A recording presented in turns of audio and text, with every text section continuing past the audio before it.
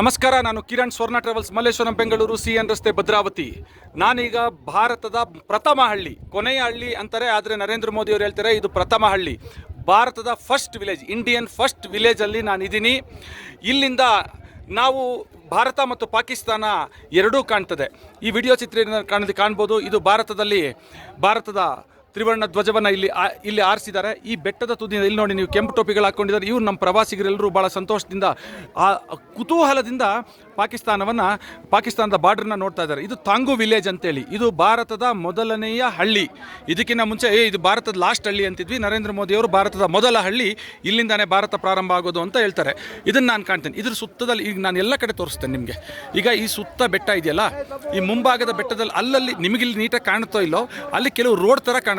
ಅದು Indian ಆರ್ಮಿಯವರು road ಮಾಡಿಕೊಂಡು ಅಲ್ಲಿ ಬಂಕರ್ಗಳನ್ನ ನಿರ್ಮಾಣ ಮಾಡಿದ್ದಾರೆ. ಇದಿಷ್ಟು ಈ ಸುತ್ತ ಪ್ರದೇಶ ಏನಿದೆ, ಈ ಬೆಟ್ಟಗಳಷ್ಟು ಇದು ಪೂರ್ತಿ ನಿಮಗೆ ಭಾರತಕ್ಕೆ ಸೇರಿದ್ದು. ಇದಿಷ್ಟು ಈ ಪಕ್ಕದಲ್ಲಿ ಈಗ ನೋಡಿ, ಇಲ್ಲಿಂದ ಶುರುವಾಗ್ತದೆ.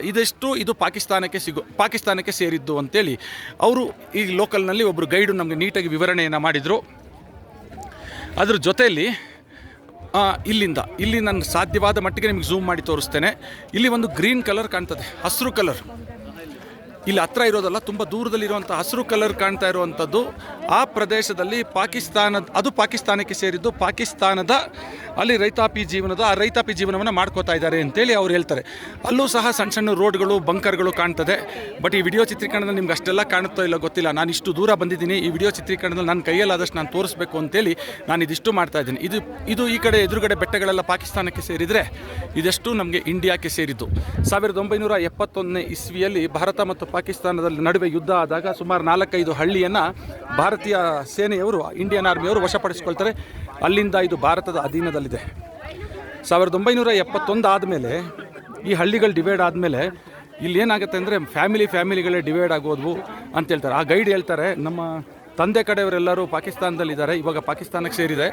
ನಮ್ಮ ತಾಯಿ ಕಡೆಯವರೆಲ್ಲ ಇಂಡಿಯಾದಲ್ಲಿದ್ದಾರೆ. ಈ ಥರ ಆಗೋಯ್ತು ಅಂಥೇಳಿ ಅವರು ವಿವರಣೆಯನ್ನು ಕೊಟ್ಟರು. ಇದು ನಾನು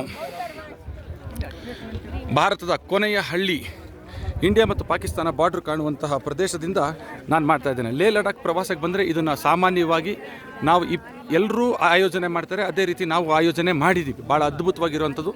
ಇಲ್ಲಿಂದ ನಿಮಗೆ ಕಾಣ್ಬೋದು, ಇದು ಭಾರತದ ಕೊನೆಯ ಹಳ್ಳಿ ಅಥವಾ ಪ್ರಥಮ ಹಳ್ಳಿಯಿಂದ ನಾನು ವಿಡಿಯೋ ಚಿತ್ರೀಕರಣವನ್ನು ಮಾಡ್ತಾ ಇದ್ದೇನೆ. ಇಲ್ಲಿಂದ ಮುಂದೆ ಈ ಬೆಟ್ಟ ಕಾಣ್ತಿದ್ದೆಲ್ಲ, ಇದು ಪೂರ ಪಾಕಿಸ್ತಾನಕ್ಕೆ ಸೇರಿದ್ದು. ಇಲ್ಲ ಹಸಿರು ಥರ ಏನು ಕಾಣ್ತಾ ಇದೆ, ಈ ಹಸಿರು ಏನಿದೆ, ಇದು ಪಾಕಿಸ್ತಾನದ ಜಾಗ. ಪಾಕಿಸ್ತಾನದ ಲೋಕಲ್ನವರು ರೈತಾಪಿ ಜೀವನವನ್ನು ಮಾಡ್ಕೊಂಡು ಬದುಕನ್ನು ನಡೆಸ್ತಾ ಇದ್ದಾರೆ. ಅಲ್ಲಿ ಮಧ್ಯೆ ರೋಡ್ಗಳಿದೆ, ಅಲ್ಲೆಲ್ಲ ಬಂಕರ್ಗಳು ನಿರ್ಮಾಣ ಆಗಿದೆ.